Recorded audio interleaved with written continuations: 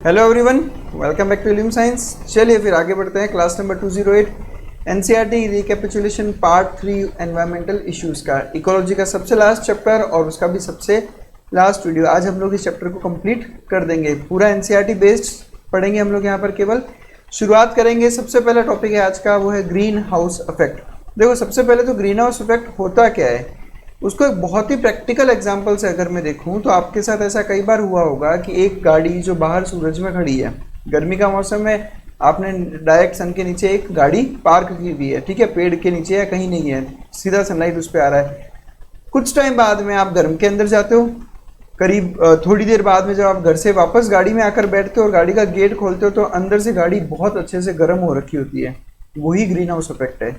मतलब बेसिकली अगर कोई बॉडी हीट एब्जॉर्ब कर ले, ठीक है, और उस हीट को वापस एस्केप आउट नहीं होने दे, तो उसकी वजह से उसका टेम्परेचर इंक्रीज होने लगता है। उसी को हम कहते हैं ग्रीन हाउस इफेक्ट, जैसा कि इस पार्क्ड कार में होता है।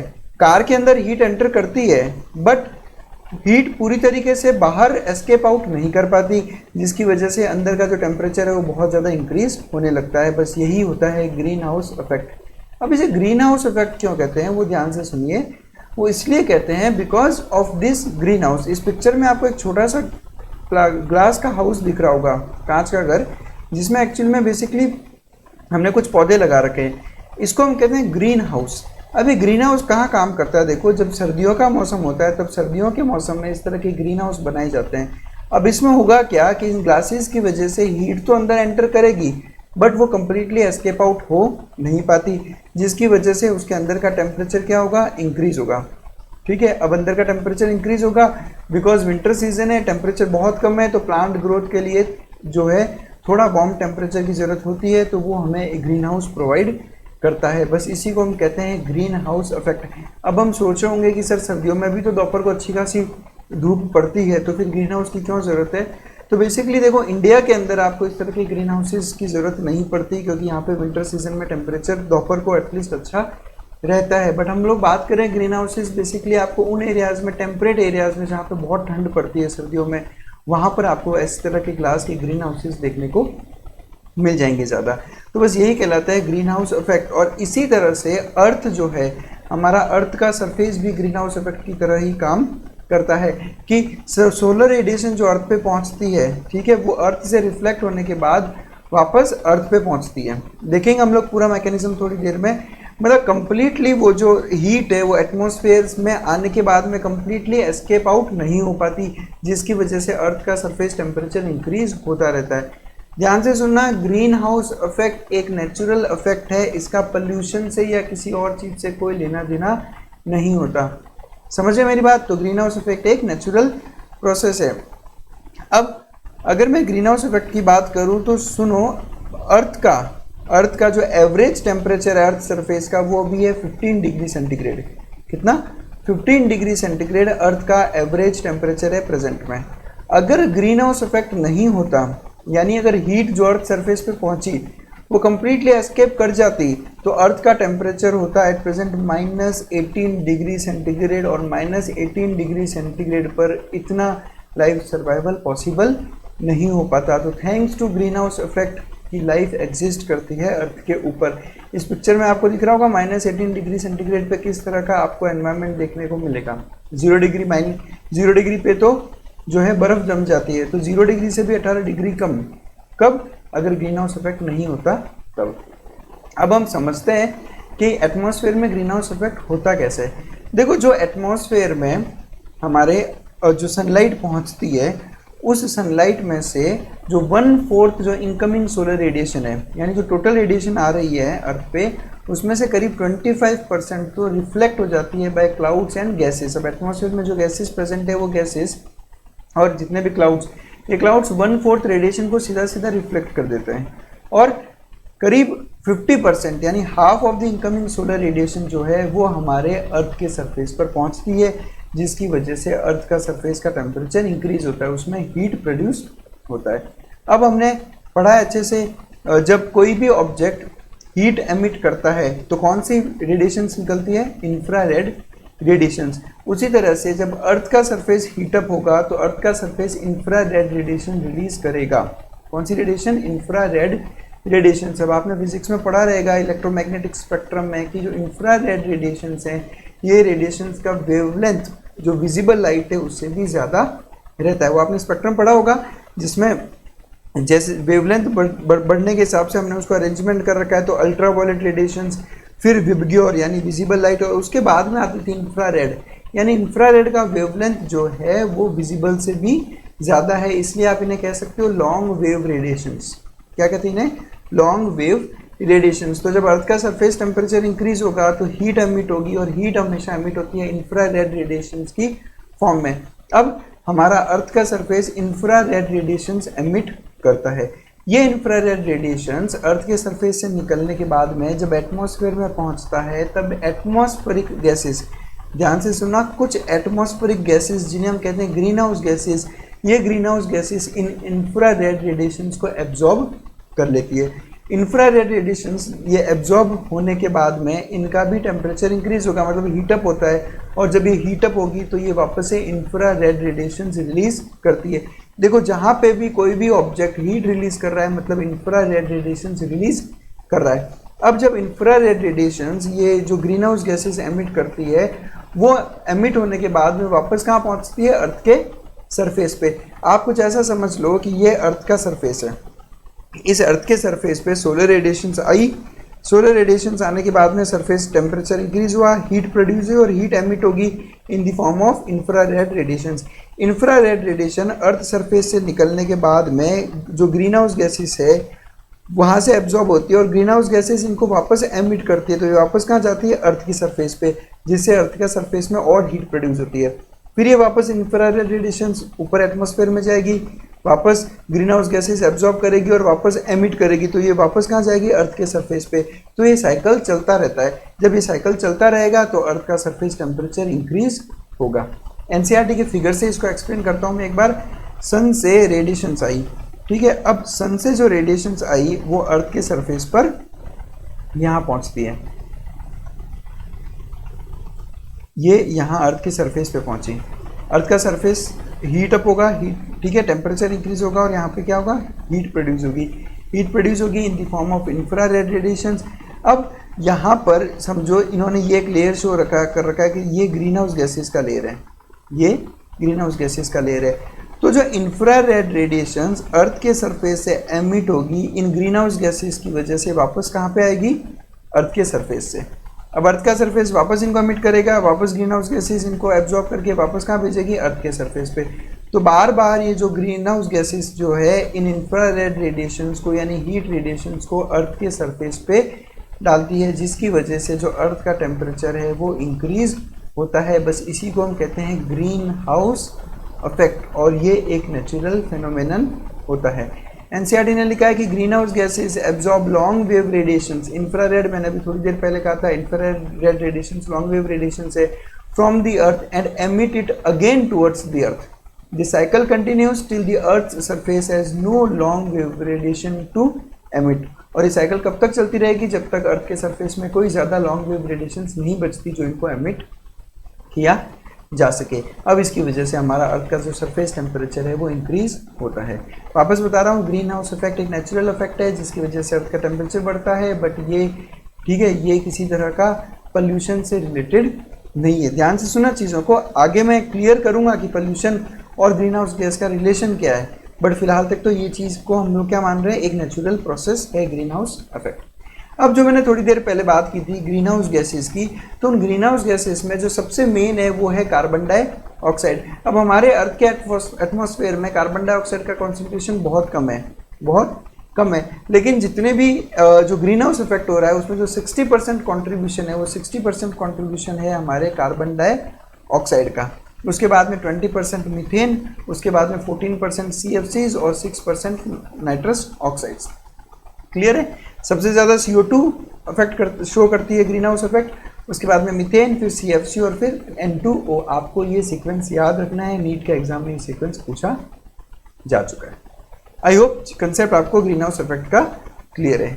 नेक्स्ट बढ़ता हूँ मैं ग्लोबल वार्मिंग पे। अब ग्लोबल वार्मिंग, ग्लोबल मतलब थ्रू आउट दी ग्लोब, यानी पूरे ग्लोब पे। जो पूरा ग्लोब है यानी जो पूरा अपना एटमॉस्फेयर जो अर्थ है, उस अर्थ में का जो टेम्परेचर है वो इंक्रीज होता जा रहा है। वार्मिंग मतलब टेम्परेचर बढ़ना, हीट, उसको हम कहते हैं ग्लोबल वार्मिंग। अब ये हो किसकी वजह से रहा है, ध्यान से सुनना। यहाँ पर हम लोग पॉल्यूशन की वजह से, हमारे पॉल्यूशन की वजह से, डिफॉरेस्टेशन की वजह से, ठीक है, जो ग्रीन हाउस गैसेस है, उन ग्रीन हाउस गैसेस का जो लेवल है एटमॉस्फेयर में वो इंक्रीज होता जा रहा है। अब ग्रीन हाउस गैसेस का अगर लेवल इंक्रीज होगा, अगर ग्रीन हाउस गैसेस का लेवल इंक्रीज होगा, ये ग्रीन हाउस गैसेस अब ज़्यादा अमाउंट में ग्रीन हाउस इफेक्ट प्रोड्यूस करेगी, जिसको हम कहेंगे enhanced green house effect. Natural क्या था, नेचुरल था ग्रीन हाउस इफेक्ट। नेचुरल क्या था, ग्रीन हाउस इफेक्ट। पॉल्यूशन की वजह से जो CO2 का कॉन्सेंट्रेशन बढ़ा, अब मेजर CO2 ही होती है ग्रीन हाउस गैस, उसकी वजह से ग्रीन हाउस इफेक्ट जो है वो एनहेंस हो गया है, यानी कि बहुत ज़्यादा ग्रीन हाउस इफेक्ट हो रहा है। अब ग्रीन हाउस इफेक्ट बढ़ने की वजह से जो अर्थ का सरफेस टेम्परेचर है वो भी क्या हो गया, धीरे धीरे इंक्रीज होता जा रहा है, जिसकी वजह से होती है ग्लोबल वार्मिंग, यानी अर्थ का सरफेस की वार्मिंग होती जा रही है, उसका टेम्परेचर इंक्रीज होता जा रहा है।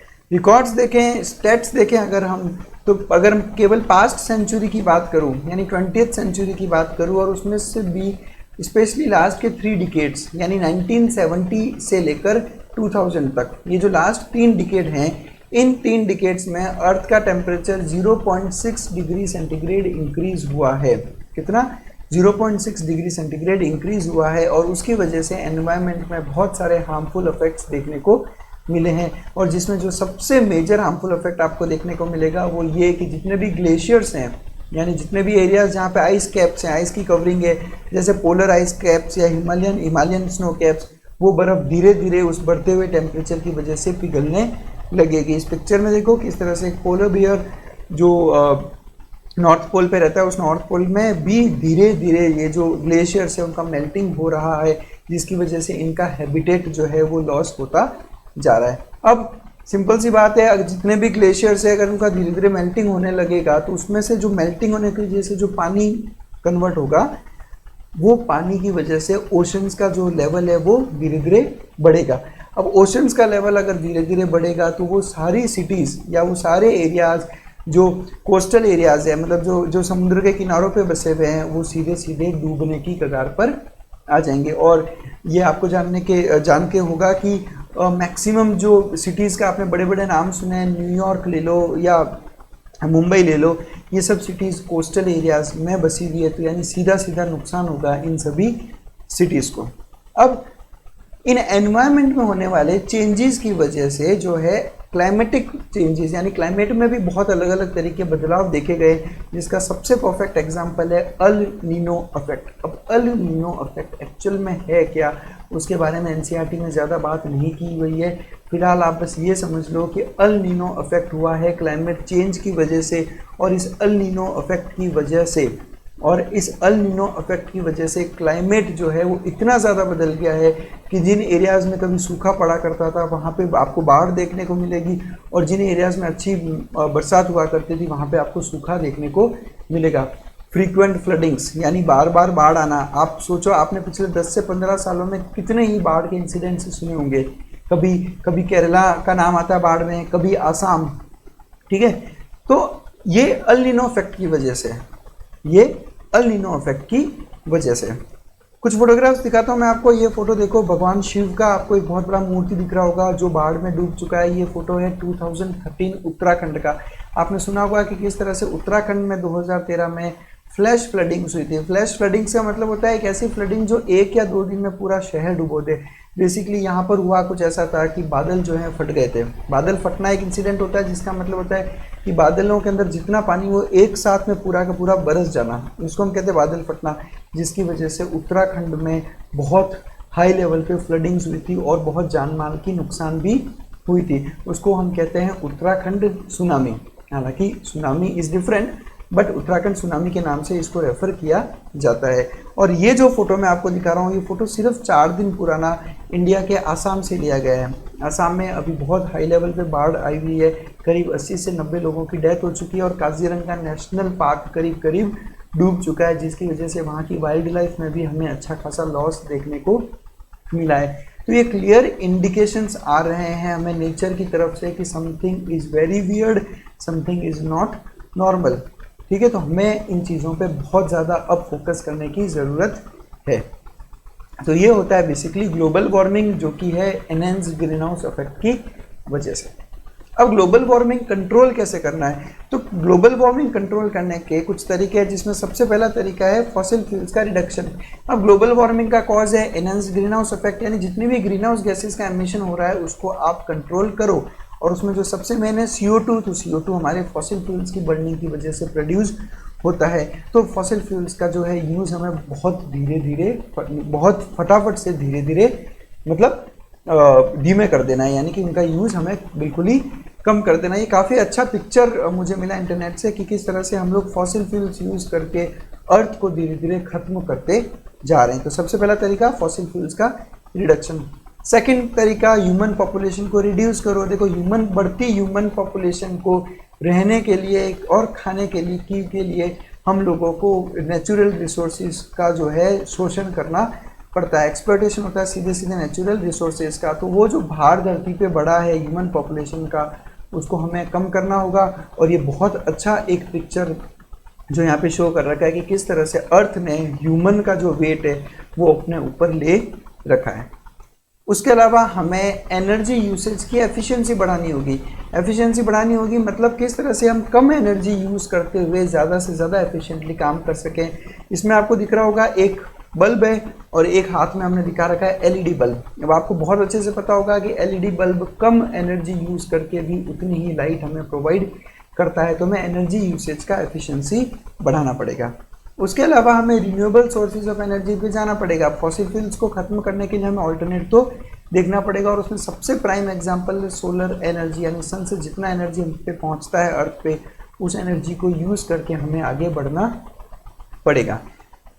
उसके अलावा सबसे इम्पोर्टेंट है अफॉरेस्टेशन, जिसका मतलब होता है कि हमें जंगल बढ़ाने पड़ेंगे, हमें ट्री प्लांटेशन बढ़ाना पड़ेगा। देखो CO2 को एब्जॉर्ब करने का सबसे बढ़िया काम करता है पेड़।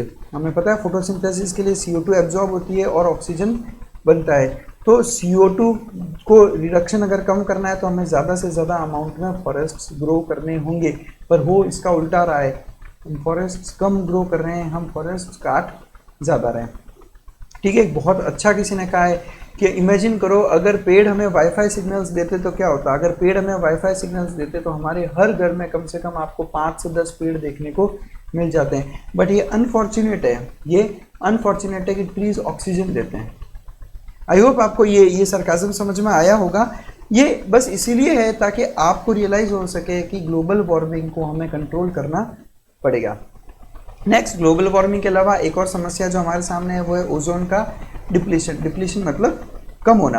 अब देखो समझो इस चीज़ को, ओजोन दो तरह की होती है, एक है गुड ओजोन और एक है बैड ओजोन, यानी अच्छी ओजोन और खराब ओजोन।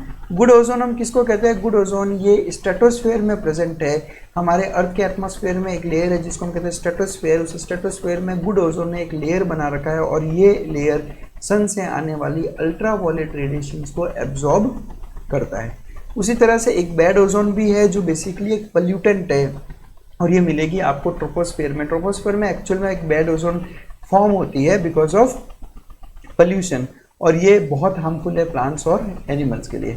हम लोग बेसिकली यहाँ पे बात करेंगे गुड ओजोन की, जिसका धीरे धीरे डिप्लीशन होता जा रहा है। इस पिक्चर में देखो, इस पिक्चर में आपको दिखा रखा होगा कि अर्थ के चारों तरफ आपको एक ओजोन का लेयर दिख रहा होगा यहाँ पे, और ये ओजोन की लेयर सोलर से जितनी भी यूवी रेडिएशंस आती है उसको यहाँ पर एब्जॉर्ब कर लेती है और उसको अर्थ सरफेस पे पहुँचने नहीं देती।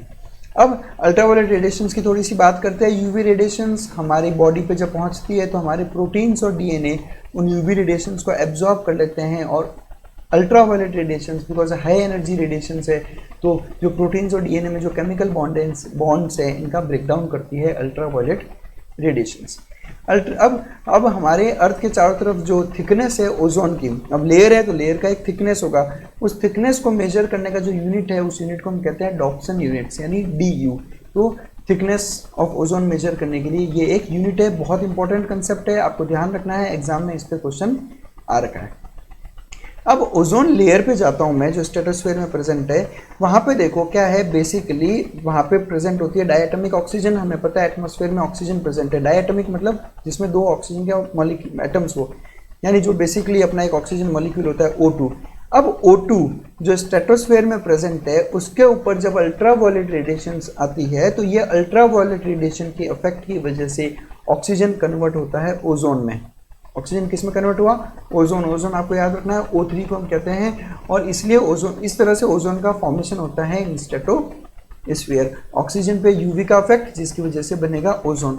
और मीनवाइल साथ साथ में ओजोन वापस से जो है ब्रेक डाउन होकर ऑक्सीजन का फॉर्मेशन करती है, यानी ऑक्सीजन से बना ओजोन और ओजोन वापस ब्रेक डाउन होकर बना रही है ऑक्सीजन, और इन दोनों के बीच में एक प्रॉपर बैलेंस चलता है। इन दोनों यानी ओजोन का फॉर्मेशन और ओजोन का ब्रेकडाउन एक बैलेंस्ड प्रोसेस है, जिसकी वजह से जो ओजोन का एक लेयर है उसका एक प्रॉपर थिकनेस अर्थ के चारों तरफ स्ट्रेटोस्फेयर में बना हुआ है। बट हम ह्यूमन एक्टिविटीज़ की वजह से इस बैलेंस को बिगाड़ दिया गया है। बेसिकली मैं बात करूंगा क्लोरोफ्लोरोकार्बन्स की। ये क्लोरोफ्लोरोकार्बन्स कुछ केमिकल्स हैं जिन्होंने इस बैलेंस को बिगाड़ दिया। बैलेंस को बिगाड़ दिया कैसे? कि ये ओजोन का ब्रेकडाउन करवाती है। अब CFCs जब स्ट्रेटोस्फेयर में पहुंच रही है तो वो उसकी वजह से ओजोन का ब्रेकडाउन हो रहा है। जब ओजोन का ब्रेकडाउन होगा, जो ओजोन लेयर की थिकनेस है वो धीरे धीरे कम होती जाती है, जिसे हम कहते हैं ओजोन का डिप्लीशन। अब बेसिकली CFCs या क्लोरोफ्लोरोकार्बन्स यूज़ कहाँ पे होती है? तो ध्यान से सुनो, CFCs यूज़ होती है एज रेफ्रिजरेंट्स। आपके रेफ्रिजरेटर्स में, ACs के अंदर इन CFCs का यूज़ किया जाता है, ठीक है। अब ये क्लोरोफ्लोरोकार्बन्स बेसिकली जब रिलीज होगी आपके रेफ्रिजरेटर से तो वो कहाँ पहुँचेगी? एटमॉस्फेयर के अंदर। अब बिकॉज CFCs जो है वो धीरे धीरे एटमॉस्फेयर की में पहुँचने, लोअर एटमॉस्फेयर से धीरे धीरे ऊपर की तरफ बढ़ती है और ऊपर जाएगी कहाँ पे? स्ट्रेटोस्फेयर में। आपने एटमॉस्फेयर की लेयर्स पढ़ी होगी, ठीक है। तो CFCs अब लोअर एटमॉस्फेयर में आने के बाद धीरे धीरे ऊपर उठती है और पहुँचती है स्ट्रेटोस्फेयर में। स्ट्रेटोस्फेयर में आने के बाद में CFCs पे अल्ट्रावायलेट रेडिएशंस आएगी। स्ट्रेटोस्फेयर में पहुंचने के बाद में CFCs पे अल्ट्रावायलेट रेडिएशंस अफेक्ट करती है, जिसकी वजह से CFC ब्रेकडाउन हो जाता है और बनाता है क्लोरीन का एटम। ध्यान से सुनना, CFCs जब स्ट्रेटोस्फेयर में पहुंचेगी तो UV रेडिएशंस के इफेक्ट की वजह से CFC का होता है ब्रेकडाउन और बनता है क्लोरीन का एटम। अब ये जो क्लोरीन का एटम है ये बेसिकली ओजोन पे एक्ट करेगा और उस ओजोन को कन्वर्ट कर देगा डायटोमिक ऑक्सीजन के अंदर, जिसकी वजह से धीरे धीरे ओजोन का जो है ब्रेकडाउन होता रहता है। अब क्लोरीन इस रिएक्शन में कैटलिस्ट का काम करती है, और हमने केमिस्ट्री में पढ़ा है कि कैटलिस्ट कभी भी रिएक्शन में यूज अप नहीं होते। यानी क्लोरीन एक बार बनने के बाद में, क्लोरीन अगर एक बार स्ट्रेटोस्फेयर में बन गया तो वो कैटालाइटिक एक्शन करेगा, यूज़ खुद नहीं होगा, यानी उसका कॉन्सेंट्रेशन कम होने के चांसेस है ही नहीं। अगर क्लोरीन यूज़ हो रहा होता धीरे धीरे तो क्लोरीन का जो कॉन्सेंट्रेशन है वो कम भी होता, लेकिन क्लोरीन कैटलिस्ट की तरह काम करा, उसका कॉन्सेंट्रेशन कम नहीं होगा। तो जो भी क्लोरीन स्ट्रेटोस्फेयर में बन गया वो हमेशा वहाँ पे रहेगा और परमानेंटली और कंटिन्यूसली ओजोन का डिप्लीशन करता रहता है। तो इसलिए बहुत ज़्यादा हार्मफुल है क्लोरोफ्लोरोकार्बन्स। अब मैं बात करता हूँ ओजोन होल की। तो देखो, ओजोन डिप्लीशन की मैं अगर बात करूं तो ओजोन डिप्लीशन किसी पर्टिकुलर पार्ट पे नहीं है, पूरा स्ट्रेटोस्फेयर में जो ओजोन है उसका जो है डिप्लीशन होता रहता है।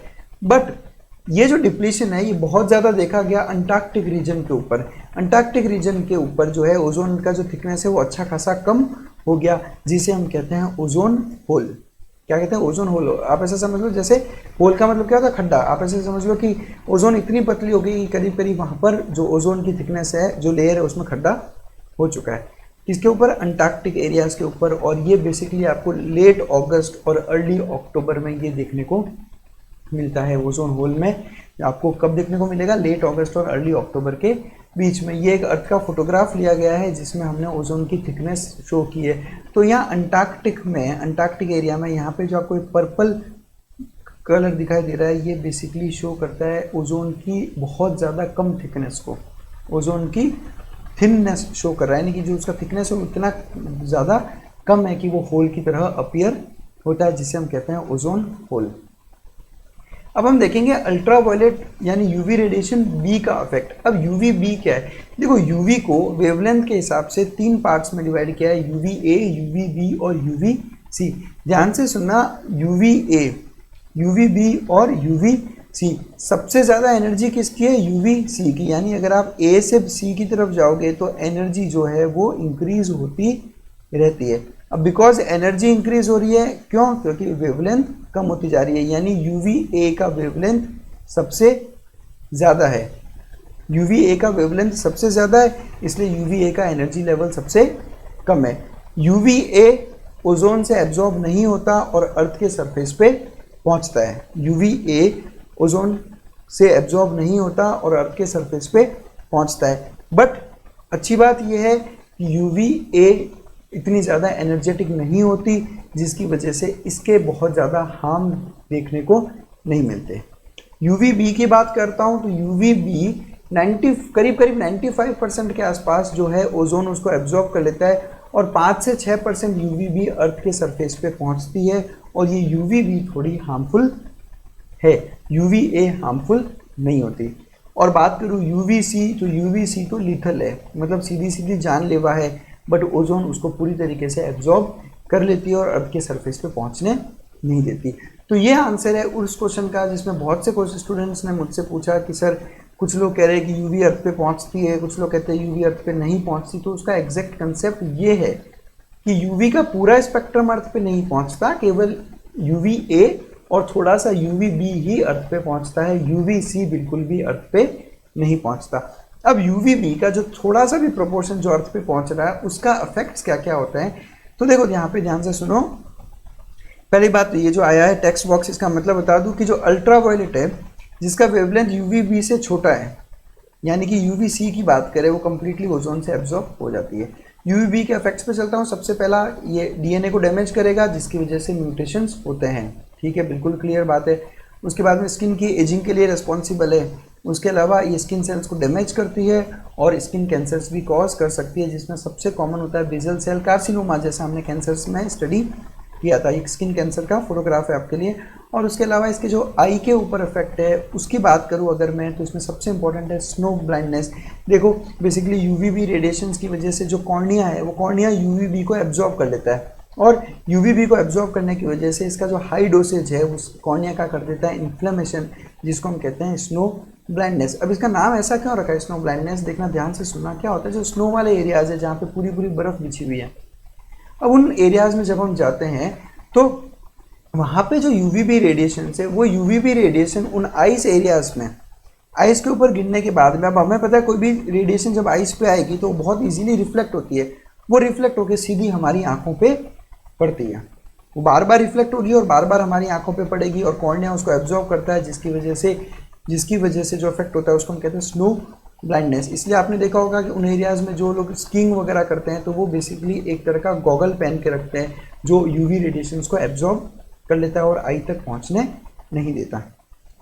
उसके अलावा यूवी भी कैटरेक्ट कॉज कर सकती है और यहाँ तक कि कॉर्निया का परमानेंट डैमेज भी हो जाएगा, और कॉर्निया का अगर डैमेज हो गया तो ब्लाइंडनेस होता है।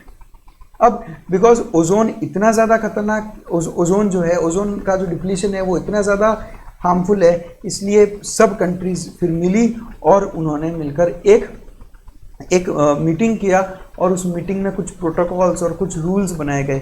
बिकॉज ये मीटिंग हुई थी कनाडा के शहर मॉन्ट्रियल में, इसलिए हम इसको कहते हैं मॉन्ट्रियल प्रोटोकॉल। प्रोटोकॉल मतलब रूल्स, मतलब CFCs के यूज़ को लेकर क्या क्या रूल्स बनाए गए ओजोन को कम करने के लिए, ओजोन की डिप्लीशन को कम करने के लिए कुछ रूल्स बनाए सब कंट्रीज़ ने मिलकर, और उस प्रोटोकॉल का नाम रखा गया Montreal protocol on the basis of the city जो कनाडा में प्रेजेंट है। 1987 में बेसिकली मॉन्ट्रियल प्रोटोकॉल बनाया गया था, लेकिन ये इफेक्टिव हुआ था 1989 में, यानी इस पे जो काम चालू किया गया था वो 1989 में कर दिया गया, लेकिन ये बना कब था? 1987 में। और सब कंट्रीज़ ने मिलकर एक इंटरनेशनल ट्रीटी साइन की जिसमें उन्होंने ओजोन को डिप्लीट करने वाले सब्सटेंसेस के एमिशन को रोकने की कसम खाई।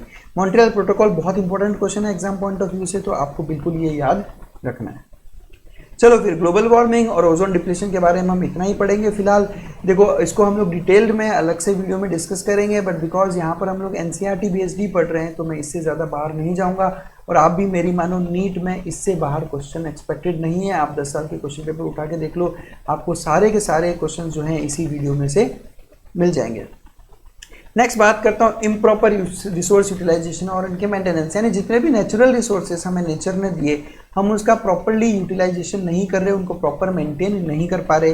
तो इस बारे में एनसीईआरटी ने कुछ बातें कही है, वो हम लोग यहाँ डिस्कस करेंगे। उन्होंने सबसे पहले बताया सॉइल का इरोजन और डेजर्टिफिकेशन। सॉइल का इरोजन का मतलब क्या होता है कि जो टॉप मोस्ट लेयर है सॉइल का, जो फर्टाइल लेयर है, उसका इरोजन यानी वो धीरे धीरे खत्म होती जा रही है। अब बिकॉज वो फर्टाइल लेयर ही अगर खत्म हो गई तो वो एरिया कैसा हो गया, डेजर्ट। डेजर्ट मतलब बेसिकली ऐसा नहीं है कि डेजर्ट का मतलब सिर्फ ही होता है जहाँ पे बड़े बड़े मिट्टी के टीले प्रेजेंट हो। डेजर्ट हर उन एरियाज को कहते हैं जहाँ पे प्लांटेशन बहुत बहुत कम रहता है। तो सॉइल इरोजन की वजह से होगा डेजर्टिफिकेशन। फर्टाइल टॉप सॉइल बनने में सेंचुरीज लगती है, कई साल कई सदियाँ बीत जाती है, तब जाकर एक टॉप सॉइल का फॉर्मेशन होता है। बट हमारी कुछ एक्टिविटीज़ की वजह से जो फर्टाइल टॉप सॉइल है उसका लॉस होता जा रहा है। उसमें सबसे इंपॉर्टेंट है ओवर कल्टीवेशन। सबसे ज़रूरी है कि ओवर कल्टीवेशन यानी जितना हमें एक नॉर्मल लेवल पे कल्टीवेशन करना चाहिए हम जो है ओवर एक्सप्लॉइट किए जा रहे हैं उस फर्टाइल टॉप सॉइल की वजह से, जिसकी वजह से उसका लॉस होगा। Unrestricted grazing. ग्रेजिंग किसको कहते हैं, हम लोग बेसिकली होता है ना कि जो हमने बहुत सारे कैटल्स पाल रखे होते हैं तो हम उनको ग्रेज कराने यानी कि उनको चराने लेके जाते हैं एरियाज़ में, तो वो अनरेस्ट्रिक्टेड है। हम फॉरेस्ट यूज़ कर रहे हैं आजकल, ठीक है। और आप देख लेना अमेजन रेन फॉरेस्ट के बारे में गूगल करो, आपको सीधा मिल जाएगा कि किस तरह से कैटल रेंचिंग, इसको हम कहते हैं कैटल रेंचिंग, ठीक है। कैटल रेंचिंग की वजह से, ग्रेजिंग की वजह से जो अमेजन है उसका कितना ज़्यादा लॉस होता जा रहा है, ठीक है। अनरेस्ट्रिक्टेड ग्रेजिंग भी फर्टाइल टॉप सॉइल को खत्म करती है। उसके अलावा सीधा सीधा डिफॉरेस्टेशन, बिल्कुल हमें अच्छे से पता है। हमें पता है कि ट्रीज जो हैं, पेड़ सॉइल को बाइंड करने का काम करते हैं। जब हम सारे के सारे पेड़ हटाते जा रहे हैं तो जो टॉप सॉइल है वो हवा के साथ में मूव कर जाएगी। और उसके अलावा हमारी पुअर इरिगेशन प्रैक्टिसेस, तो ये सब चीज़ें मिलकर फर्टाइल टॉप सॉइल को धीरे धीरे खत्म कर रही है। अब फर्टाइल टॉप सॉइल अगर धीरे धीरे खत्म होगा तो आपको बहुत सारे जगह पे एरिड पैचेस ऑफ लैंड देखने को मिलेंगे। एरिड मतलब ड्राई, यानी आपको बहुत जगह पे बड़े बड़े पैचेस देखने को मिल जाएंगे जो पूरी तरीके से बंजर हो चुके हैं, पूरी तरीके से ड्राई हो चुके हैं। अभी जो बहुत बड़े बड़े एरिड पैचेस ऑफ लैंड हैं, अब आप सोचो ये एक एरिड पैच ऑफ लैंड, ये दूसरा, ये तीसरा, बनते जा रहे हैं। अब ये धीरे धीरे बढ़ेंगे, ये धीरे धीरे बढ़ेंगे, और जब धीरे धीरे बढ़ेंगे तो ये कुछ टाइम बाद में तीनों मिलकर एक बहुत बड़ा एरिड पैच ऑफ लैंड बन जाएगा।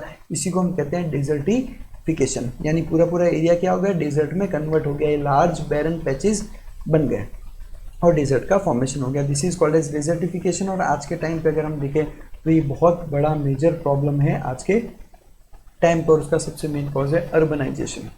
अब डिफॉरेस्ट्रेशन वगैरह ये सब क्यों हो रहे हैं, ताकि शहर बसाए जा सकें, तो उसकी वजह से होता है डेजर्टिफिकेशन। नेक्स्ट प्रॉब्लम की बात करेंगे वाटर लॉगिंग और सॉइल सैलिनिटी। वाटर लॉगिंग मतलब पानी का भराव, पानी भर जाना। सॉइल सैलिनिटी मतलब मिट्टी में जो सॉल्ट का कॉन्सेंट्रेशन है वो इंक्रीज होना। हम लोग इरिगेशन करते हैं और इरिगेशन कर लेते हैं, लेकिन वाटर का प्रॉपर ड्रेनेज नहीं करते। तो जब वाटर का प्रॉपर ड्रेनेज नहीं होगा तो सीधा सीधा उन एरियाज में वाटर क्या है, बढ़ जाता है, जिसे हम कहते हैं वाटर लॉगिंग। अब वाटर लॉगिंग की वजह से क्या होगा, सबसे पहले तो हमारी क्रॉप, जो जितनी भी क्रॉप्स है उनकी ग्रोथ हैम्पर होती है, उस पर अफेक्ट पड़ता है। और उसके अलावा क्या होता है, जब वाटर लॉक्ड रहता है किसी एरिया में बहुत लंबे टाइम तक, तो जो सॉइल में जो सॉल्ट्स हैं वो सॉल्ट्स जो है सॉइल की सरफेस पे आ जाते हैं। सॉल्ट जो है सॉइल की सरफेस पे आ जाएंगे और कुछ टाइम बाद में ये सॉल्ट जो है हमारे लैंड के सरफेस पे यानी धरती पर, ज़मीन पर एक पपड़ी की तरह जमने लग जाता है, या फिर प्लांट की रूट्स में धीरे धीरे ये जमने लगते हैं सारे के सारे सॉल्ट्स। मतलब कुछ ऐसा कंडीशन जो है आपको लैंड पे देखने को मिलेगा कि यहाँ पर देखो किस तरह से वाइट वाइट आपको सॉल्ट दिख रहा होगा कि ये यहाँ पर जम चुका है। तो this is called as salinity. ये देखो यहाँ पर ये आपको वाइट कलर का सॉल्ट का डिपोजिशन दिख रहा होगा एक पपड़ी की फॉर्म में, और ये सीधा सीधा डैमेज करता है क्रॉप्स को। तो ये प्रॉब्लम है वाटर लॉगिंग और सॉइल सैलिनिटी का। नेक्स्ट बात करते हैं डिफॉरेस्टेशन। आपको बहुत अच्छे से पता है डिफॉरेस्टेशन मतलब जंगल काटना। अगर ट्रॉपिकल एरियाज़ की बात करूँ तो करीब 40% जंगल काटे जा चुके हैं, हम 40% फॉरेस्ट लूज़ कर चुके हैं, और टेम्परेट रीजन्स में केवल 1%, यानी टेम्परेट रीजन्स में एटलीस्ट हम फायदे में हैं। ट्रॉपिक्स में तो 40% फॉरेस्ट कट किए जा चुके हैं। अभी पिक्चर देखो और इस पिक्चर से आप अंदाज़ा लगा सकते हो कि किस स्पीड से डिफॉरेस्टेशन अर्थ के ऊपर हो रहा है। अब इंडिया ने 1988 में एक पॉलिसी बनाई थी, एक जिसको हम कहते हैं नेशनल फॉरेस्ट पॉलिसी। उस पॉलिसी में ये रखा गया था कि हमारे प्लेन एरियाज में यानी मैदानी इलाकों में 33% जो कवर है वो फॉरेस्ट कवर होना चाहिए, यानी कि प्लेन एरियाज में, मैदानी एरियाज में जो 33% लैंड है उस पर फॉरेस्ट होना चाहिए। और अगर हिली एरियाज होगा तो ये होगा 67% कवरेज, यानी हिली एरियाज में 67% होना चाहिए फॉरेस्ट और प्लेन एरियाज में होना चाहिए 33%। तो ये तो है नेशनल फॉरेस्ट पॉलिसी 1988 के रिकमेंडेशन। बट सच्चाई अगर हम देखें तो 20th सेंचुरी की बात करता हूँ। देखो 20th सेंचुरी का मतलब क्या होता है, इस 20th सेंचुरी जब मैं बोलूँगा तो इसका मतलब है 1901 से लेकर 2000 वाली सेंचुरी।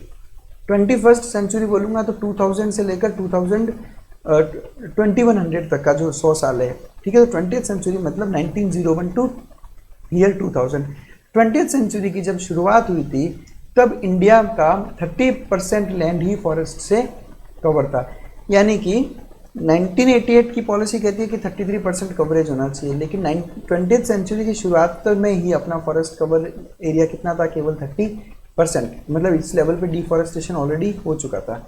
और जब 20th सेंचुरी खत्म होने पे आई तब तक केवल बचा था 21.54%, यानी 10 साल में हम 10%, करीब करीब 10% एरिया और फॉरेस्ट का खो चुके थे, हम लूज कर चुके थे। और अगर इसी रेट पे हम चलते रहे तो बहुत जल्द यहाँ से हम फॉरेस्ट नाम की चीज़ ही हटा देंगे। फिर आपको फॉरेस्ट केवल म्यूजियम में ही देखने को मिलेंगे या फिर आपको किताबों में ही देखने को मिलेंगे कि फॉरेस्ट किसे कहते हैं। कॉजेज ऑफ डिफॉरेस्टेशन देखें तो डिफॉरेस्टेशन के क्या क्या कारण हैं, क्यों जंगल काटे जा रहे हैं, तो हमें बहुत अच्छे से पता है। जंगल काटने का सबसे पहला कारण है कि हम वहाँ पर खेत उगा रहे हैं।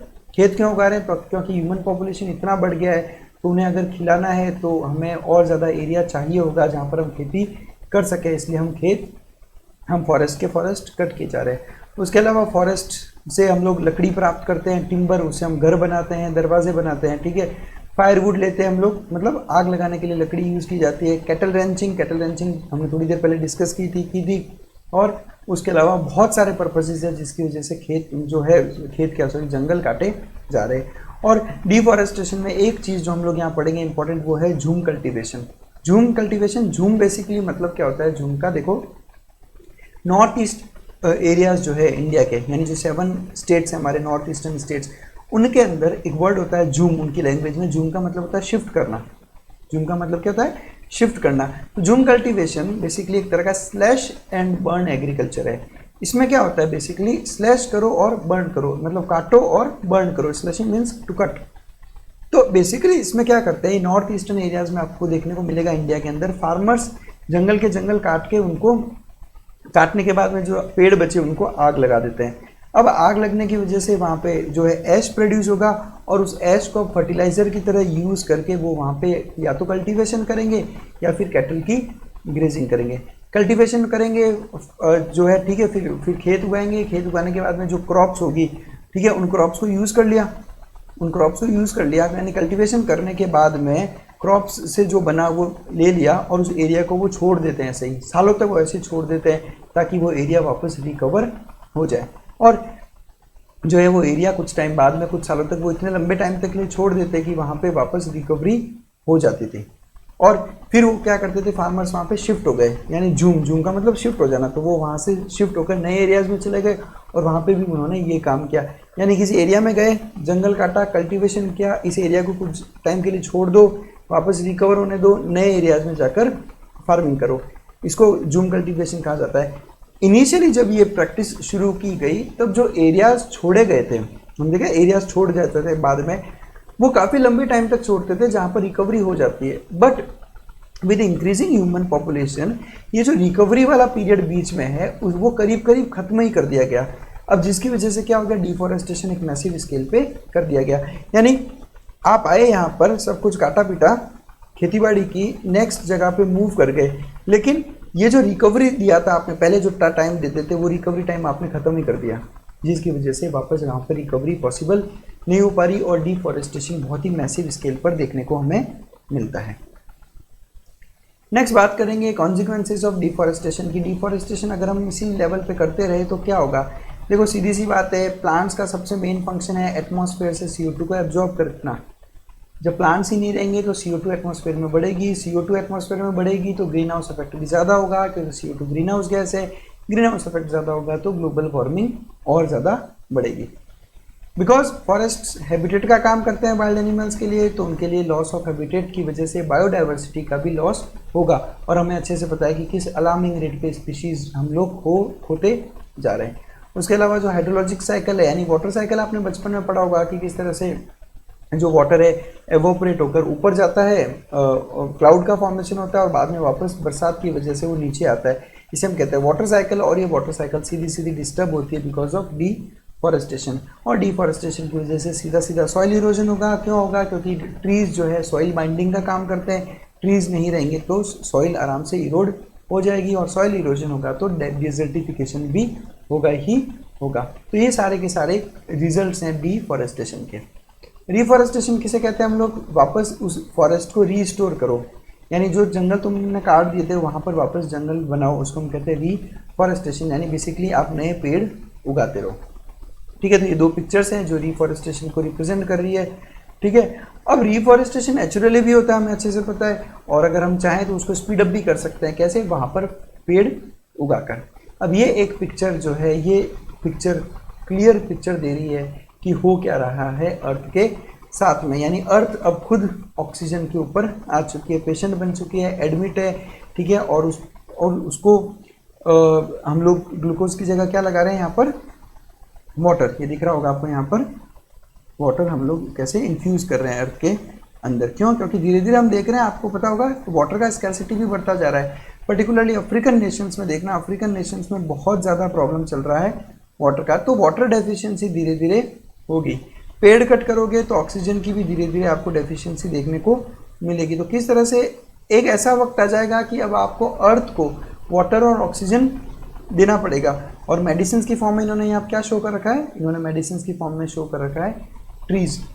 तो आई होप आपको चीज़ें यहाँ पर काफ़ी क्लियर है कि क्या महत्व है फॉरेस्ट का हमारे लिए और हमारे प्लेनेट के लिए। चलिए बढ़ते हैं, हम लोग केस स्टडीज़ की बात करेंगे। इस चैप्टर में इकोलॉजी के अंदर हमने काफ़ी केस स्टडीज़ की है अब तक, और कंजर्वेशन ऑफ फॉरेस्ट पे भी हम लोग केस स्टडी करेंगे।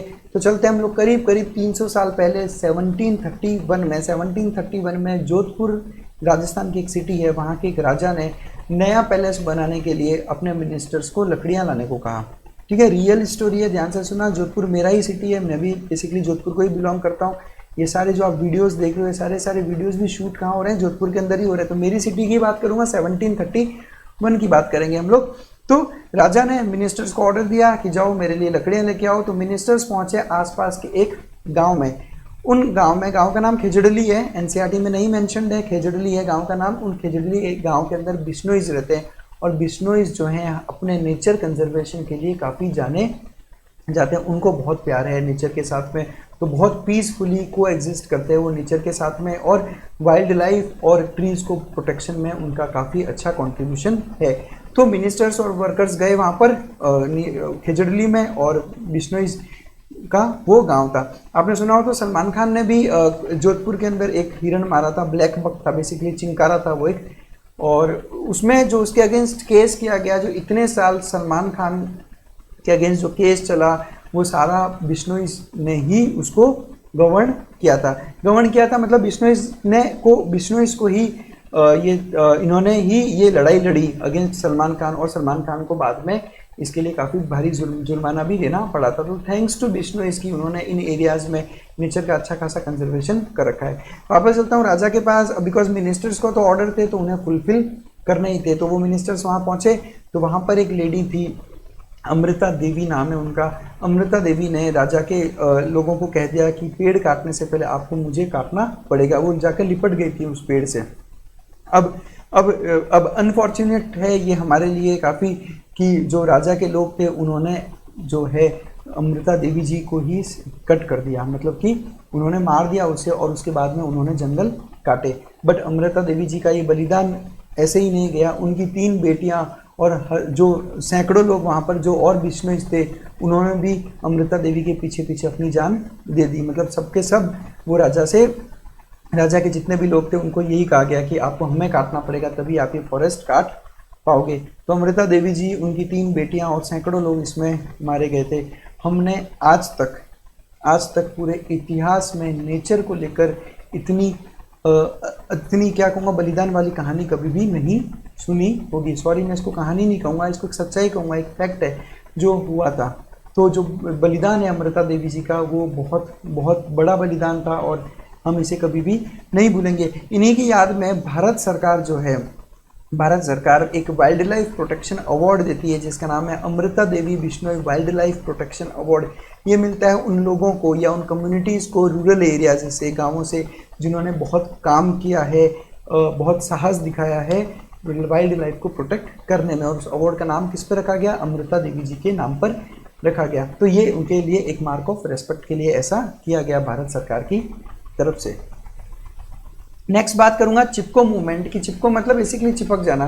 गढ़वाल हिमालयास चलते हैं, वहाँ पे भी कुछ इसी तरह से चिपको मूवमेंट हुआ था जिसमें 1974 की बात है। वहाँ पे रहने वाली कुछ लोकल वुमेन जो है वहाँ पर सीधा सीधा जाके पेड़ों से लिपट गई थी और जो कॉन्ट्रैक्टर्स है उन कॉन्ट्रैक्टर्स को वो पेड़ काटने नहीं दिए। बस वक्त बदलता गया, पहले राजा पेड़ कटवाते थे, अब सरकार के कहने पे कॉन्ट्रैक्टर्स पेड़ कटवाते हैं। मिनिस्टर्स की जगह कौन आ गए? कॉन्ट्रैक्टर्स। लेकिन डिफॉरेस्टेशन उसी स्पीड पे, उसी अलार्मिंग पेस पे चलता गया। तो 1974 का चिपको मूवमेंट भी एक अपने आप में एक मिसाल है for the conservation of forests. Next बात करेंगे जॉइंट फॉरेस्ट मैनेजमेंट की। भारत सरकार ने 1980 के अंदर गवर्नमेंट ऑफ इंडिया ने ये डिसाइड किया, एक नया प्लान लेके आए उन्होंने, जिस प्लान का नाम रखा गया joint forest management. Joint forest management, joint यानी कि सरकार और वहाँ पे रहने वाली कम्युनिटीज़, गवर्नमेंट और वहाँ के रहने वाली कम्युनिटीज़ जॉइंटली फॉरेस्ट मैनेजमेंट पे काम करेगी। उन्होंने क्या किया, वहाँ की जो लोकल कम्युनिटीज़ है उन्हीं लोकल कम्युनिटीज़ को जिम्मा दिया कि आप ही को प्रोटेक्ट करना है और मैनेज करना है फॉरेस्ट्स को, आप ही इन्हें संभालेगी और इस फॉरेस्ट से जो भी आपको नेचुरल रिसोर्सेज मिलते हैं उन पे आप ही का हक होगा। फ्रूट्स, गम, रबर, मेडिसिन जो भी हमें पेड़ों से मिलता है ये उन्हीं कम्युनिटीज़ को मिलने लगा। तो इस तरीके से गवर्नमेंट ने लोकल कम्युनिटीज़ के साथ मिलकर फॉरेस्ट प्रोटेक्शन में एक अच्छा कदम 1980s में उठाया था। बस दैट्स इट। एनसीईआरटी से बाहर नहीं जाऊंगा, इतना ही डिस्कशन करेंगे बिकॉज एनसीईआरटी में हमने इतना ही पढ़ना है। बहुत अच्छे से पढ़ते रहो। आज हम यहाँ पे इकोलॉजी का यूनिट कंप्लीट करते हैं। बहुत जल्द मिलेंगे आपको नेक्स्ट यूनिट के साथ में। इसी तरह से पढ़ते रहना। एनसीईआरटी ज़रूर पढ़ना इस वीडियो को देखने के बाद में, और एक बार एनसीईआरटी पढ़ने के बाद में अगर आपको रिवाइज करना हो तो आ जाइए और ये वीडियो वापस देखो। वापस एनसीईआरटी पढ़ने की आपको ज़रूरत नहीं पड़ेगी। Thank you very much for watching us. Stay connected.